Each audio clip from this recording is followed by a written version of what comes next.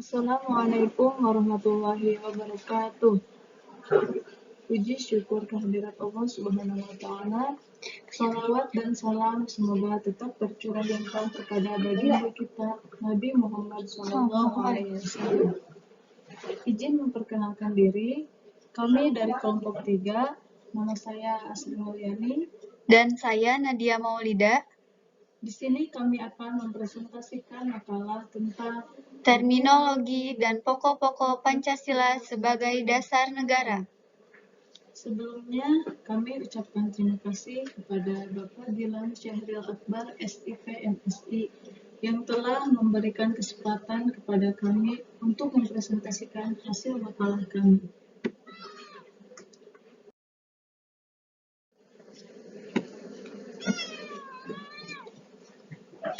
Yang pertama adalah latar belakang. Makna Pancasila sebagai dasar negara menjadi landasan, fondasi utama, titik acuan bangsa Indonesia dalam mengatur bangsa.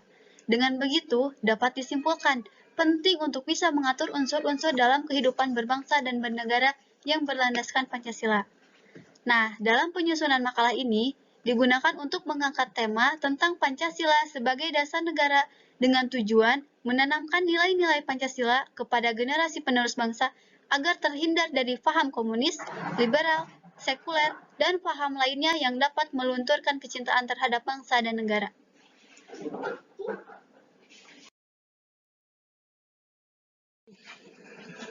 Di sini ada definisi Pancasila.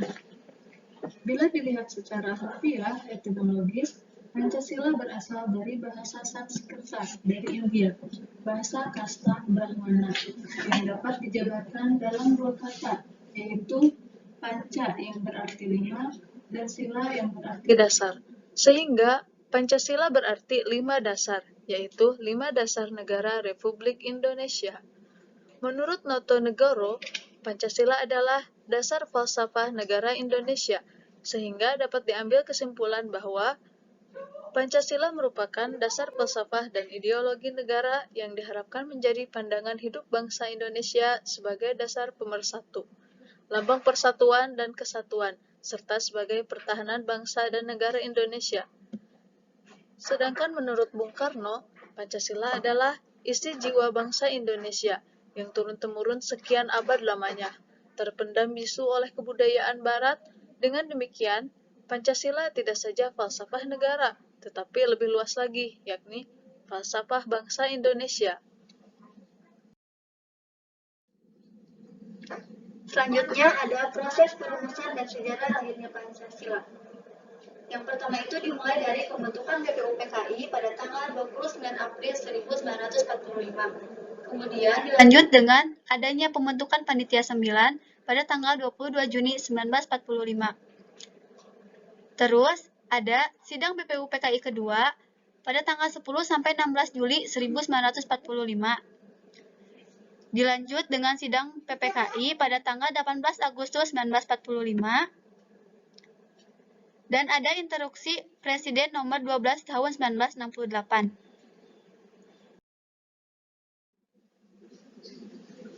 Baik, di sini saya akan membahas tentang pembentukan BPUPKI atau Badan Penyelidik Usaha-Usaha Persiapan Kemerdekaan Indonesia.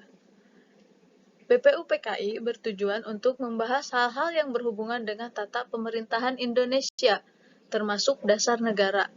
Sidang BPUPKI inilah yang menjadi sejarah Pancasila sebagai dasar negara. Sidang BPUPKI ini diketuai oleh Dr. Rajiman Widyodiningrat dengan 33 pembicara pada sidang pertama BPUPKI pada tanggal 29 Mei sampai 1 Juni 1945.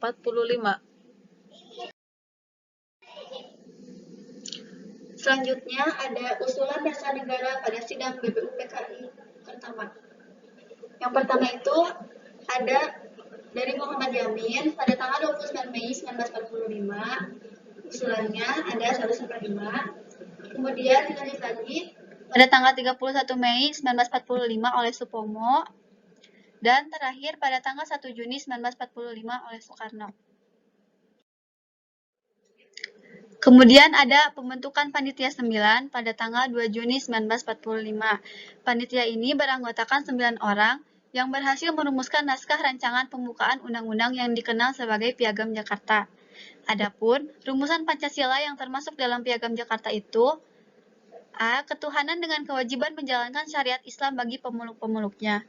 B. Kemanusiaan yang adil dan beradab. C. Persatuan Indonesia. D. Kerakyatan yang dipimpin oleh hikmah kebijaksanaan dalam permusyawaratan perwakilan. Dan E. Keadilan sosial bagi seluruh rakyat Indonesia. Kemudian dilanjut dengan sidang BPU PKI kedua. Untuk membahas hasil kerja Panitia 9, BPU PKI mengadakan sidang yang kedua dan menghasilkan beberapa keputusan yang meliputi: pertama, kesepakatan dasar negara Indonesia, yaitu Pancasila seperti yang tertuang dalam Piagam Jakarta. Kedua, negara Indonesia berbentuk negara republik. Hasil ini merupakan kesepakatan 55 suara dari 64 orang yang hadir. Ketiga, kesepakatan mengenai wilayah Indonesia yang meliputi wilayah Hindia Belanda, Timur Timur sampai Malaka. Hasil kesepakatan 39 suara. Dan yang terakhir, pembentukan 3 panitia kecil sebagai Panitia Perancang Undang-Undang Dasar, Panitia Ekonomi dan Keuangan, Panitia Pembela Tanah Air.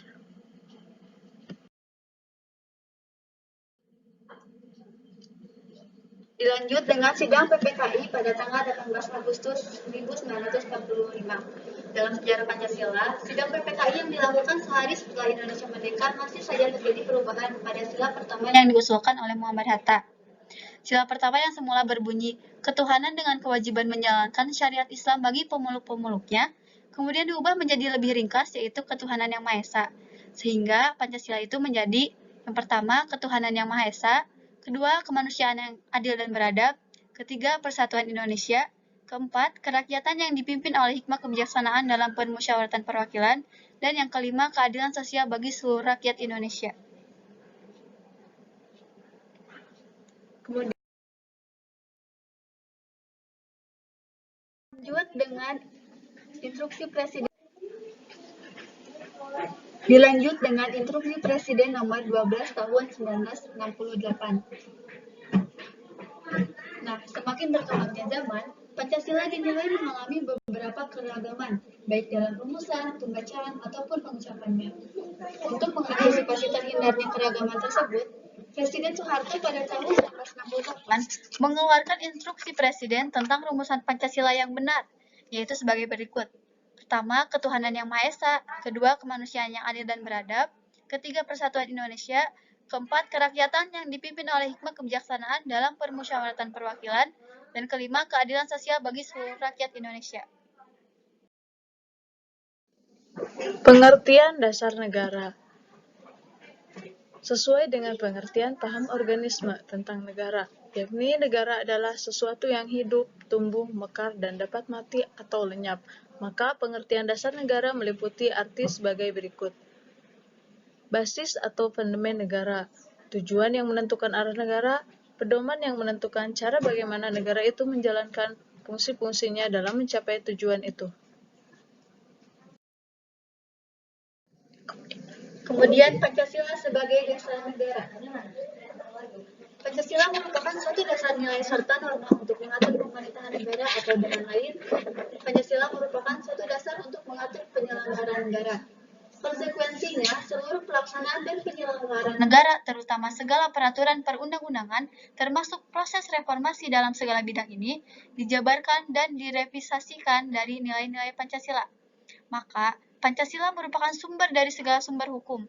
Pancasila merupakan sumber kaidah hukum negara yang secara konstitusional mengatur negara Republik Indonesia beserta seluruh unsur-unsurnya, yaitu rakyat, wilayah, serta pemerintahan negara.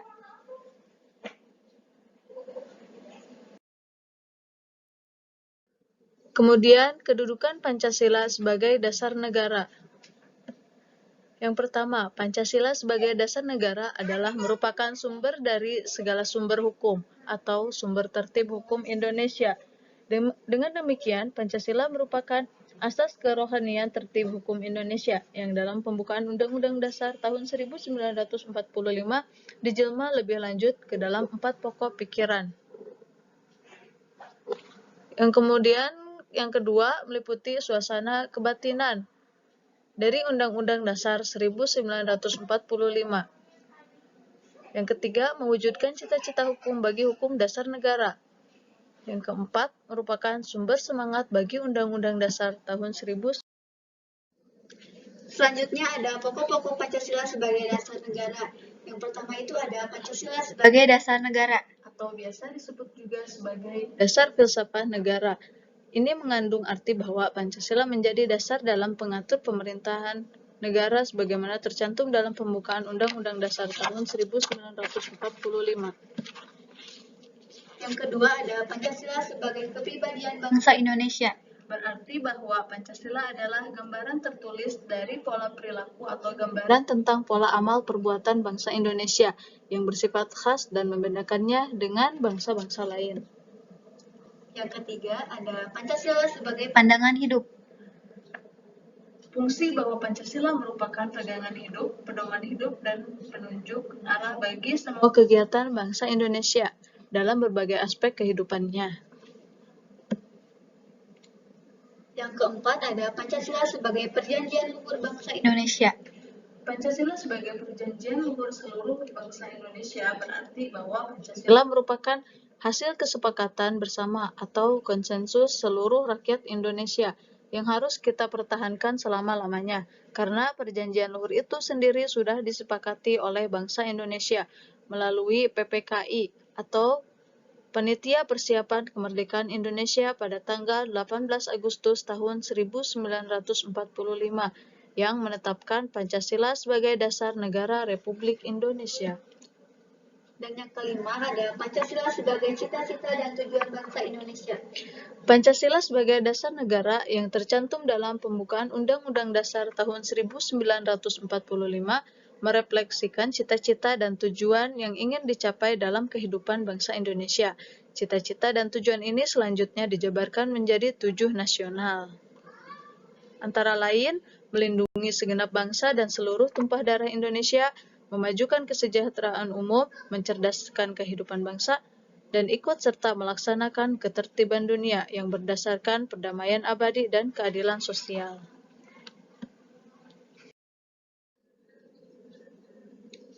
Jadi kesimpulannya, Pancasila sebagai dasar negara adalah merupakan sumber dari segala sumber hukum Indonesia. Pancasila merupakan asas kerohanian dalam pembukaan Undang-Undang 1945 dijelma dalam 4 pokok pikiran, meliputi yang pertama, suasana kebatinan dari Undang-Undang 1945. Kedua, mewujudkan cita-cita hukum bagi hukum dasar negara, baik hukum dasar tertulis maupun tidak tertulis. Yang ketiga, mengandung norma yang mengharuskan undang-undang yang mewajibkan pemerintah dan lain-lain penyelenggara negara memegang teguh cita-cita moral rakyat yang luhur. Bunyinya itu sebagai berikut. Negara berdasarkan atas ketuhanan yang Maha Esa menurut dasar kemanusiaan yang adil dan beradab. Kemudian ada yang keempat, merupakan sumber semangat dengan perkembangan zaman dan dinamika masyarakat dengan semangat yang bersumber pada asas kerohanian negara.